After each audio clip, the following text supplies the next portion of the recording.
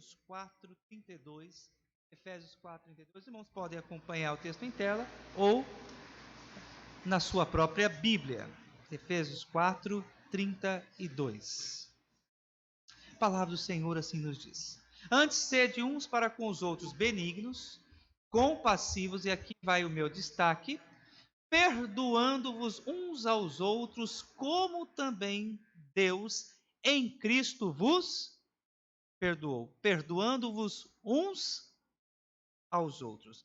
Vamos fazer aqui, irmãos, algumas considerações introdutórias antes de passarmos provavelmente para a exposição do texto. Primeiro, eu e você precisamos definir o que é uma ofensa, porque o perdão parte do pressuposto de você desculpar alguém porque essa pessoa lhe ofendeu. Então, ofensa é um traje, uma ação, uma palavra que fere alguém em sua honra, dignidade, moral ou em sua integridade. Como se origina uma ofensa? Então, a ofensa pode ter início através de, primeiro, um ato premeditado e consciente, é o que nós denominamos de ofensa voluntária. Eu quero ofender, eu quero fazer o mal, eu quero me vingar, eu quero atentar contra a honra dessa pessoa. Uma segunda forma é um ato inconsciente ou involuntário. Muitas vezes nós, como cristãos, nós pecamos de forma involuntária contra o nosso irmão. Provavelmente você até já se deparou com uma situação como essa. Olha, eu nem sabia que eu havia te ofendido. Eu nem sabia que você havia ficado magoado com a minha atitude ou com a minha palavra. E uma terceira forma é uma má interpretação de um fato. Você quer dizer algo, a pessoa interpreta de forma equivocada aquele fato e por consequência disso, a pessoa ela fica ofendida. Então, nós temos três formas de ofender alguém: de forma premeditada, voluntária, de forma inconsciente ou involuntária, ou quando há uma má interpretação por parte do ouvinte da sua fala ou uma má interpretação da sua atitude. E como é que nós podemos resolver o problema da ofensa? A resposta, através do perdão. Importante afirmar, os relacionamentos perfeitos não existem. Relacionamentos perfeitos só no novo céu, na nova terra. Não existe relacionamento conjugal perfeito. Não existe relacionamento profissional perfeito. E não existe relacionamento eclesiástico, ou seja, na esfera da igreja, o quê? Perfeito. Enquanto nós aqui vivermos, nós estamos sujeitos à ofensa mútua.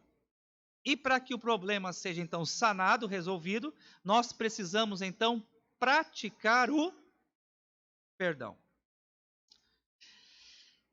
Para a gente definir o que é perdão, é necessário primeiro a gente tratar o que não é perdão, porque muitas pessoas têm uma certa confusão quanto a essa questão. Então vamos caminhar dentro dessa premissa, o que não é perdão. Eu quero destacar aqui 4 verdades.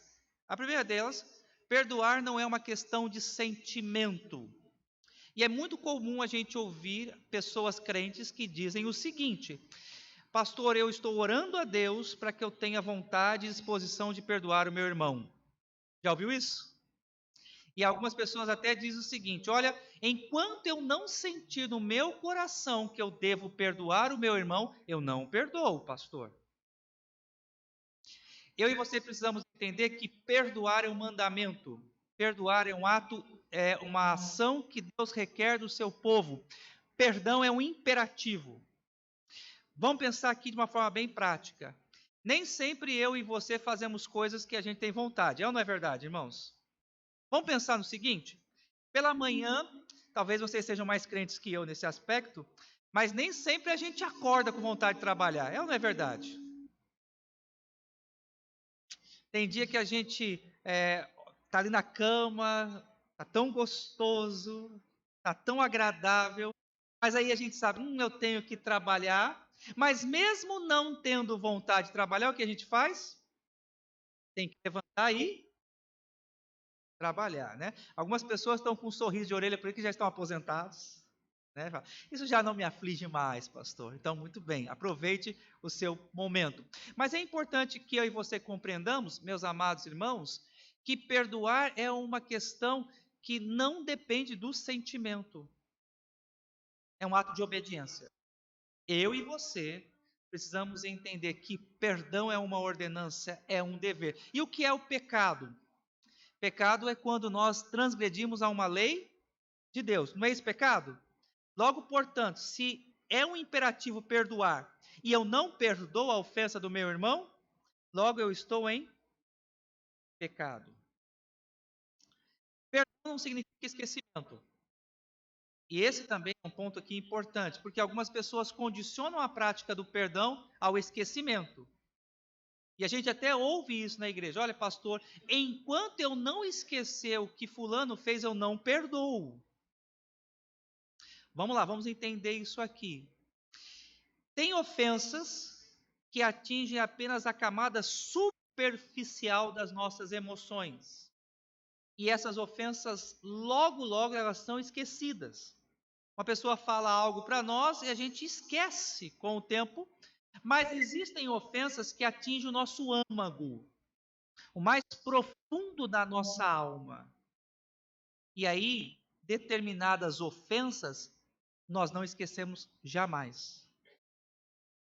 E nós lidamos com elas para sempre. Ficam sempre na nossa memória. Muito bem, vocês estão me olhando meio atravessado? Vamos pensar aqui. Alguém tira a vida do seu filho. Você vai esquecer isso? Se você vê o rosto de uma pessoa que tira a vida do seu filho, você acha que é capaz de esquecer disso? Perdão não é amnésia. Não é um apagão. Eu lembro do fato, só que eu resolvo, com o perdão, colocar uma pedra sobre o assunto. Então, existem, prestem bem atenção nisso, ofensas que atingem apenas a superfície das nossas emoções. Mas existem ofensas que atingem o âmago da nossa alma. E essa nós não esquecemos. Então eu e você precisamos entender que mesmo que lidemos com a memória do fato, eu e você devemos perdoar. Terceira consideração. Perdão, deixa eu só terminar e depois eu vou abrir para as perguntas, Belo. Não, depois eu posso tratar mais à frente a sua pergunta. Vamos lá. Perdão não é fixar exigência. Porque é muito comum a gente ouvir o seguinte: eu te perdoo se você fizer isso. Olha, tudo bem, eu vou te perdoar, mas a partir de hoje as coisas vão ser assim. As coisas aqui em casa mudaram. As regras agora são diferentes. Já ouviram isso? Perdoar não é estabelecer condições, não é fixar novas regras, não é impor condições. Perdoar é você restaurar o relacionamento como era antes. Então a gente ouve até situações como essa na igreja. Olha, pastor, depois de muito tempo eu orei a Deus, mas eu perdoei o meu irmão, mas agora ele fica num canto e eu no outro. Isso não é perdão. Isso não é perdão. Você não perdoou coisa nenhuma. Porque perdão é restabelecer o relacionamento. Quarto, perdoar não é julgar as condições do ofensor. Isso aqui também é muito comum. Uma pessoa se aproxima da outra e diz o seguinte: olha, eu errei. A minha atitude não foi boa, me perdoa. Aí a pessoa diz o seguinte: mas eu não estou sentindo verdade na sua palavra. Eu não sinto que é um pedido de perdão que vem do coração. Já ouviram isso também? E aí a gente faz um juízo de valor, a gente fica medindo se aquela pessoa está sendo sincera ou não, se as palavras dela são verdadeiras ou não. Então, se eu não sinto, e olha só, prestem atenção nisso, sentimento é subjetivo. As nossas emoções nos enganam. E a gente quer estabelecer um critério de verdade em cima das nossas emoções. Então a gente olha para a pessoa, para o nosso ofensor, ele veio, ele pede perdão, mas eu não estou sentindo verdade nisso. Eu acho que esse seu pedido de perdão não é do coração, então eu não vou perdoar. Você não pode fazer isso. Se a pessoa veio e ela lhe pede perdão, a responsabilidade que você tem é de perdoar e não de ficar avaliando as condições emocionais ou a fala do seu ofensor. Então, tendo feito essas breves considerações aqui, o que é perdoar? Vamos trabalhar nisso. Primeiro, perdoar. Eu falei isso, mas eu vou reafirmar aqui. É reconciliar, é religar, é relatar o relacionamento afetado. Então, quando você perdoa alguém, você está dizendo o seguinte: eu estou reatando o nosso relacionamento. Alguns anos atrás, na televisão, um evento que me chamou muito a atenção, me fez pensar sobre isso, foi um pai que nasceu em cadeia nacional e ele disse: olha, eu perdoo o meu o homem que tirou a vida do meu filho. E aí todo mundo ficou assim, pasmo com aquela declaração daquele homem, daquele senhor. Diz: olha, eu perdoo. E aí as pessoas falam: mas como o senhor pode perdoar? Como é que o senhor pode perdoar uma pessoa que tirou a vida do seu filho? Veja, a pessoa que tirou a vida do filho não tinha nenhum contato, nenhum convívio com o pai. O que é perdoar? É você restabelecer o relacionamento. Era uma pessoa desconhecida. Então o perdão foi sincero, porque ele não tinha relacionamento com aquela pessoa. Aquela pessoa lhe era um desconhecido. E agora vem a questão mais séria aqui. Vamos lá. Quanto mais íntimo e quanto mais próximo o nosso relacionamento, maior é a dificuldade na prática do. Vocês entenderam isso? Então, quando a gente abre o nosso coração e a gente começa a construir relacionamento com as pessoas e nós nos tornamos íntimos dessas pessoas, nós precisamos entender o seguinte: corro o risco de ser frustrado. Essa pessoa em quem eu estou investindo os meus sentimentos, quem eu estou amando, pode me ofender. A construção de um relacionamento parte desse pressuposto de que eu e você construímos pontes e estamos abertos a perdoar essa pessoa se ela porventura vier a nos ofender. A gente nunca entra num relacionamento pensando nisso, né? Poxa, eu escolhi essa pessoa aqui para ser meu amigo, eu quero ser amigo, pegar o exemplo aqui do Tomé, mas a gente nunca pensa, se vou ser amigo do Tomé e eu preciso estar preparado porque um dia o Tomé pode me decepcionar. A gente não pensa isso. Via de regra, quando a gente pensa na amizade, a gente pensa nas coisas boas, podemos dizer, que nós vamos extrair daquele relacionamento. Mas a construção desse relacionamento é você estar ciente, consciente de que a pessoa com quem você está se relacionando, construindo um vínculo, essa pessoa pode vir ali ofender. Mas se você estabelece um relacionamento com essa pessoa, você está também dizendo, mesmo que essa pessoa ela venha me ofender, ela venha me magoar, eu estou pronto a reatar o meu relacionamento com essa pessoa pela estrada do perdão. Outra questão importante sobre o perdão. Perdão é estender a mão no sentido de recuperar o ofensor. E Mateus 18,15 diz o seguinte, acompanhe na sua Bíblia. Se teu irmão pecar contra ti, vai arguí-lo entre ti e ele só. Se ele te ouvir, ganhaste ao teu irmão. Olha a lógica da igreja. Isso aqui é diferente. Lógica da igreja. Lógica do povo de Deus. Lógica do cristianismo. Na fé cristã, quando você é ofendido, você procura quem te ofendeu. Essa é a lógica cristã. Vou repetir. Na lógica cristã, você que é ofendido, você vai atrás daquele que te ofendeu. Lógica do mundo. Se ele me magoou, que até mim, desculpa. Eu não fiz nada para ele. E enquanto ele não vier aqui se humilhar, a gente até diz assim, né? Eu não vou perdoá-lo. Já ouviram isso? Percebam, podemos estar dentro da igreja e pensarmos como pessoas ímpias. Porque esse tipo de pensamento é um pensamento ímpio. A Bíblia já nos ensina a via ao contrário. Se eu sou ofendido, se eu recebi uma falta, eu preciso ir falar com quem me ofendeu. E a gente cheio de razão na igreja, né? Eu fui humilhado. Eu fui envergonhado. Agora querem que eu me rebaixe ainda mais, indo lá e conversando com quem me ofendeu. Vou nada. Se ele quiser, ele que vem aqui, porque foi ele que me ofendeu. Por que que o ofendido tem que procurar o ofensor?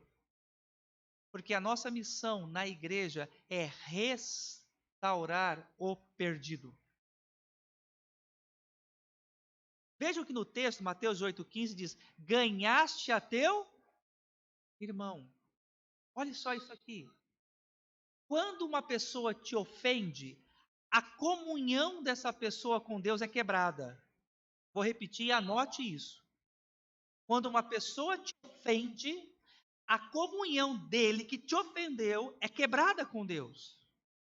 E a expressão ganhaste aqui, não estou falando de perder a salvação. Eu estou falando de restabelecer a comunhão com Deus. Então, você que é ofendido, você precisa ajudar quem te ofendeu a restaurar a comunhão dele com Deus. E aí você vai até aquela pessoa e fala: meu querido, não sei o que aconteceu, mas você me ofendeu. Eu fiquei triste. Eu fiquei muito magoado. Meu coração ficou sentido. Mas é maior aquilo que nos une. E eu estou disposto a te perdoar.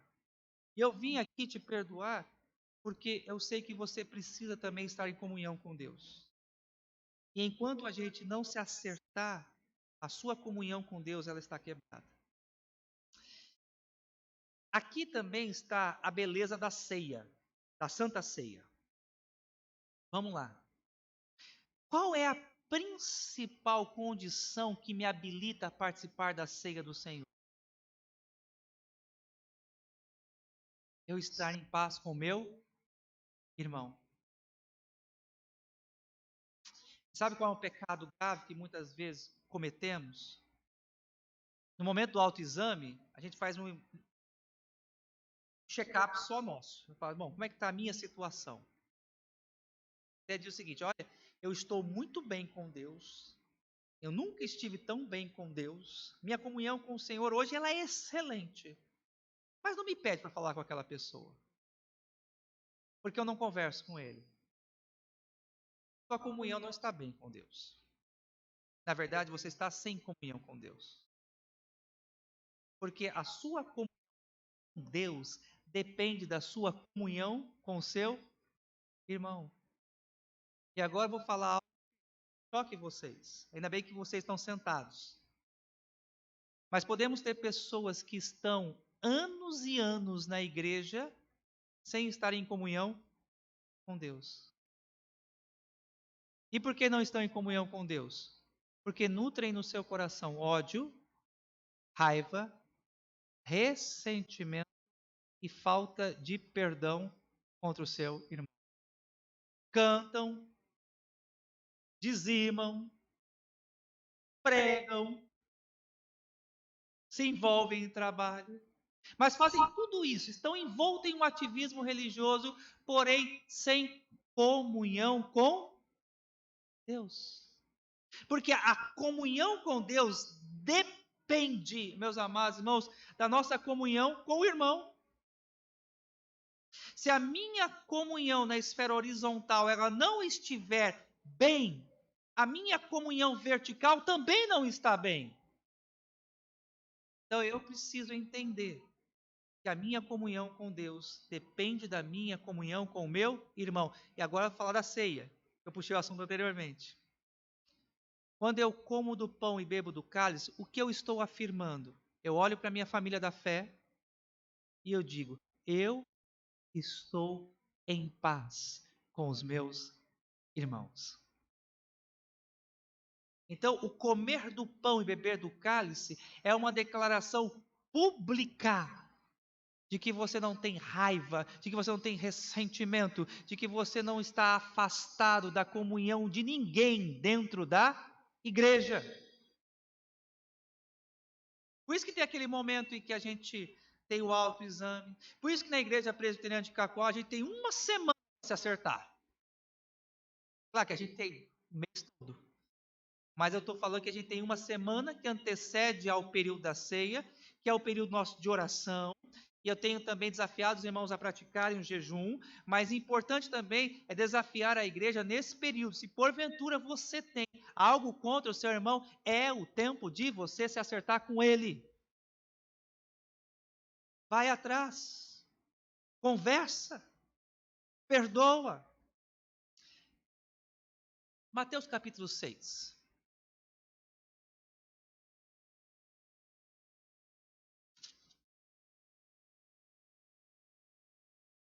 Mateus capítulo 6.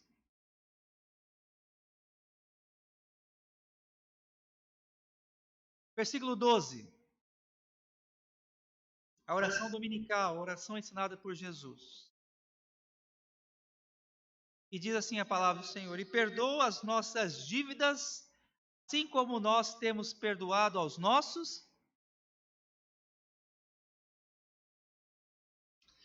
Vamos lá, algumas considerações. O que nos separam da presença de Deus não são os nossos pecados?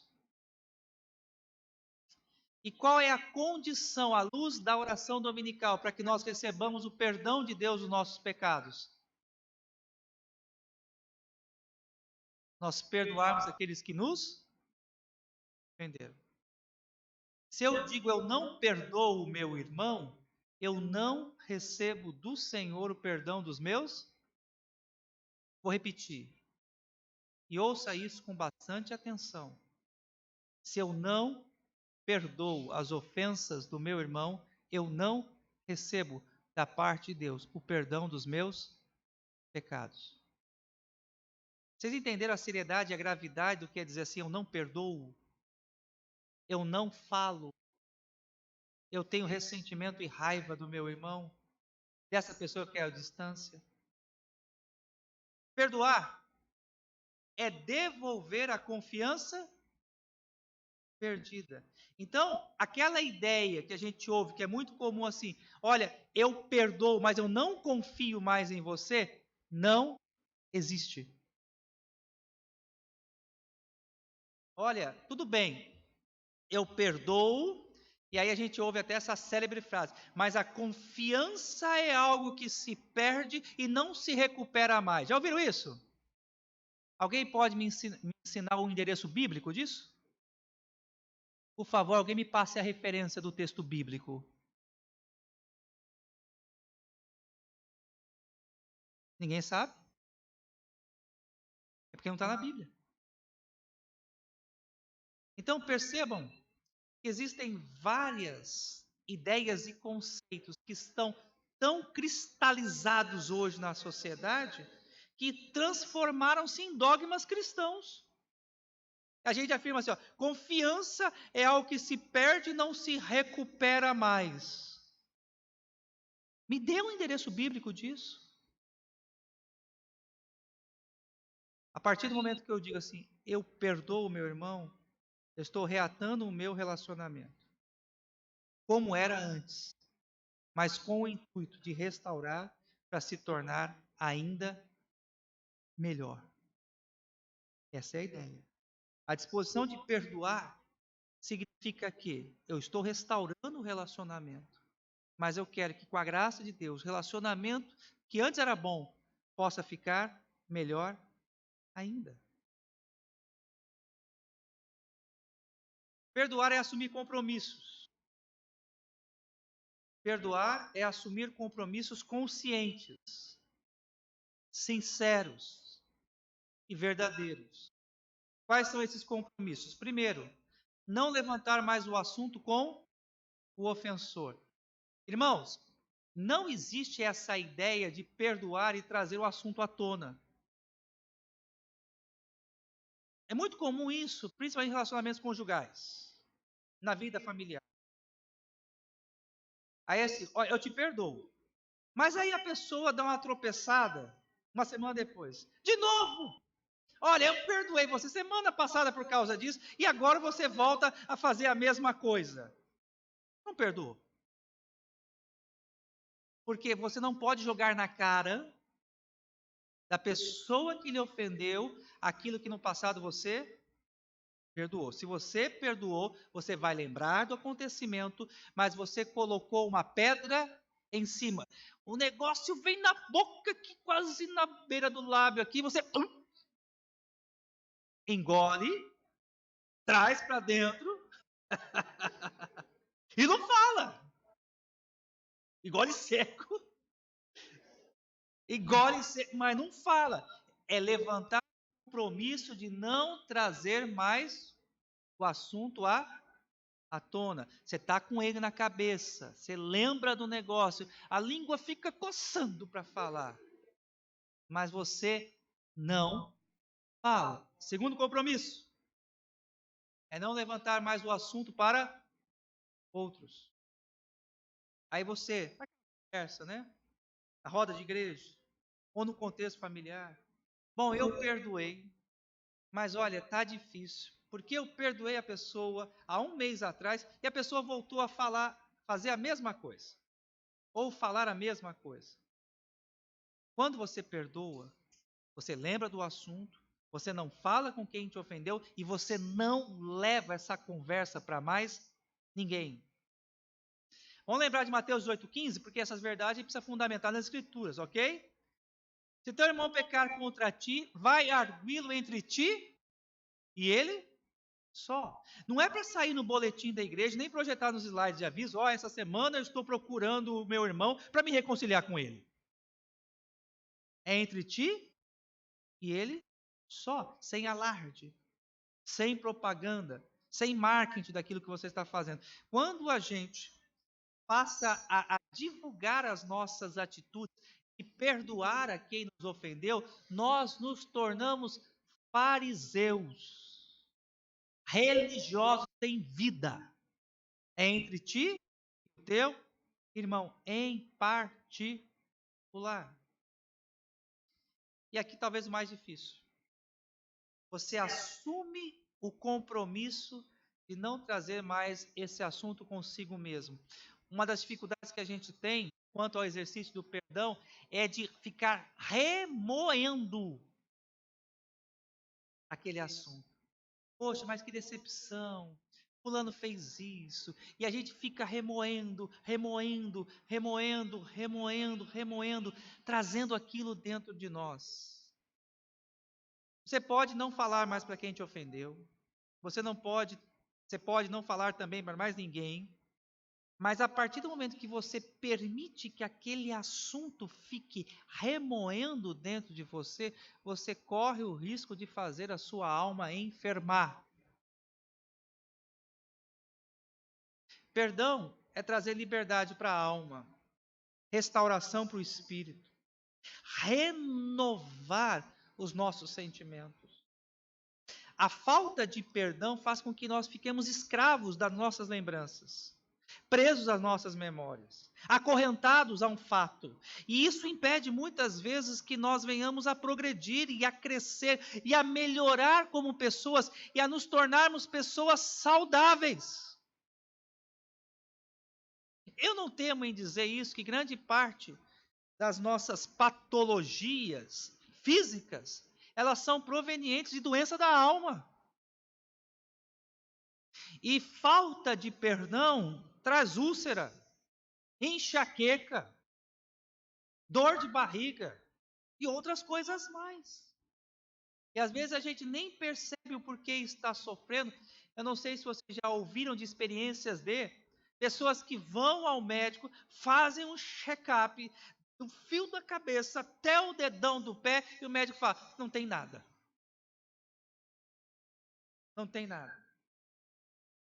Porque a falta de perdão não sai em ressonância e nem é apontada em raio-x. Mas lá está o coração enfermo, a alma adoecida, o espírito petrificado pelo pecado. E queridos, atentem a isso. O pecado, ele faz com que as nossas emoções, o nosso coração fique duro e nós perdemos com essa dureza, com essa calcificação do coração, a sensibilidade. O pecado tira de nós a sensibilidade. Nos tornamos pessoas ásperas, mal educadas, rancorosas, estúpidas no falar. E todo esse processo acontece porque o nosso coração está dominado pelo pecado. Criou uma crosta que a gente ouve a pregação e sai indiferente da igreja. Um alerta. Se a pregação não lhe afeta, se você ouve a palavra de Deus, ela não lhe incomoda, ela não lhe coloca, ela não lhe dá uma disposição de mudar de vida, tem coisa errada. Tem coisa errada. Tem gente que ouve a pregação, ouve a mensagem, mas só consegue anotar os defeitos e os erros de quem prega. Isso é a pior coisa. Todo domingo só sai da igreja com o que ele guarda na cabeça, o que ele guarda na memória. Aquilo que o pregador ou professor de escola dominical falou de errado. Olha, nossa, assassinou a língua portuguesa, que erro de concordância. Passa a semana toda remoendo o erro de concordância de quem prega. Está vazio. Terra árida, sem vida. Então, a palavra de Deus, quando pregada e encontra boa terra, lembra da parábola do semeador? Você tem o solo rochoso e a semente ela não consegue o quê? Germinar. Mas quando encontra boa terra, a semente ela germina e ela vai frutificar 30, a 60 e a 100. Perdoar é estar disposto a viver um novo relacionamento. É crer que as coisas podem ainda ser melhores do que foram.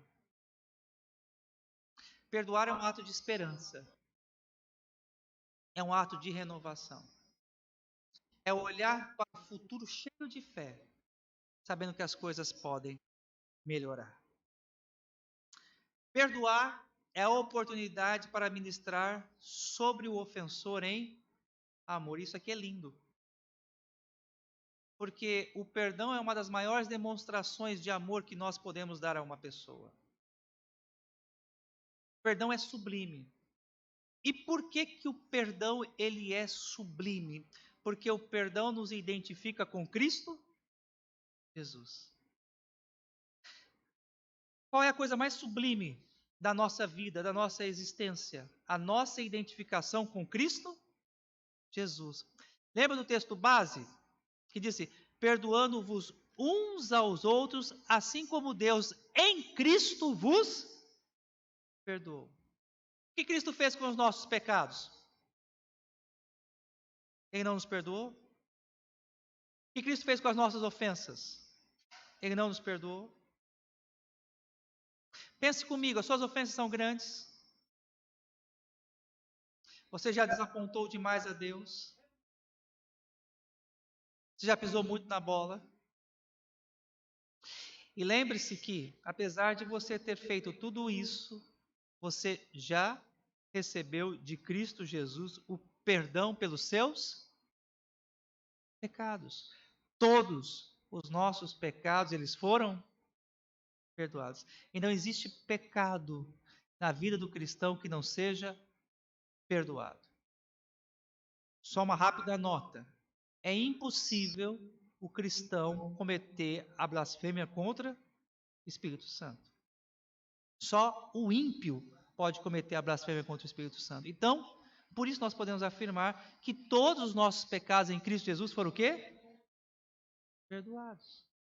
Então, quando eu pratico o perdão, eu me assemelho a Cristo Jesus.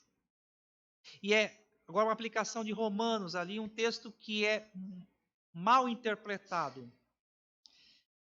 Quando Paulo diz ali em Romanos capítulo 8 que todas as coisas cooperam para o bem daqueles que amam a Deus, a gente só para por aí.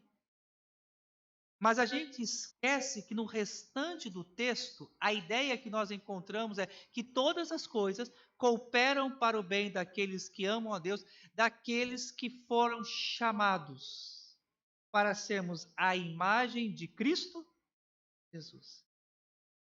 Sabe por que muitas vezes Deus permite que nós sejamos ofendidos? Que as pessoas nos decepcionem? Que soframos mágoa? Para que nós pratiquemos o perdão. E quando nós praticamos o perdão, a ideia do texto, todas as coisas cooperam para o bem daqueles que amam a Deus. E aí então eu praticando o perdão, exercendo o perdão, eu me assemelho mais e mais com Cristo Jesus. Não há coisa mais linda do que essa. Para concluir, algumas aplicações. Eu gostaria que nós levássemos nessa noite em nome de Jesus. Primeiro, firme o compromisso de pedir perdão a quem você ofendeu. Se você pecou contra alguém de forma consciente, peça perdão. Se você acha que ofendeu alguém de forma involuntária, pergunte àquela pessoa: meu querido, minha querida, porventura eu de alguma forma, involuntariamente, lhe magoei? Se lhe magoei, me perdoa. Se você vê que um irmão ou irmã porventura se afastou de você, procure, converse com ele, procure restabelecer o relacionamento. Segundo, firme o compromisso hoje diante de Deus de perdoar. Se liberte dessas mágoas, se liberte do ressentimento, do ódio, do desprezo. Uma questão importante que eu destaco aqui é a chamada indiferença. É comum a gente ouvir pessoas que dizem o seguinte: pastor, olha, eu não odeio, mas para mim aquela pessoa é indiferente. Para mim é tanto faz. Isso é desprezo. E se nós vivemos como família da fé, nós precisamos nos dispor a perdoar uns aos outros. Lembrando que quando a gente participa da ceia, vou voltar essa tese aqui, comer do pãozinho, beber do cálice, é você dizer: Senhor, eu estou bem com os meus irmãos, eu estou em paz com a minha igreja. Firme o compromisso de orar por transformação. Senhor, transforma meu coração. Eu sei que existem pessoas, que talvez estou falando essa noite aqui, algumas pessoas vão dizer: pastor, pensa num negócio que para mim é fácil, é perdoar.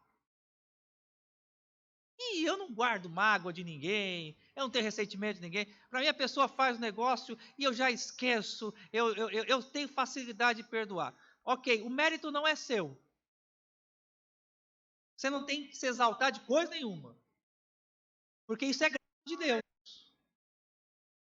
Toda boa dádiva e toda boa virtude vem de quem? De Deus. Então nós não temos que nos exaltar por causa disso.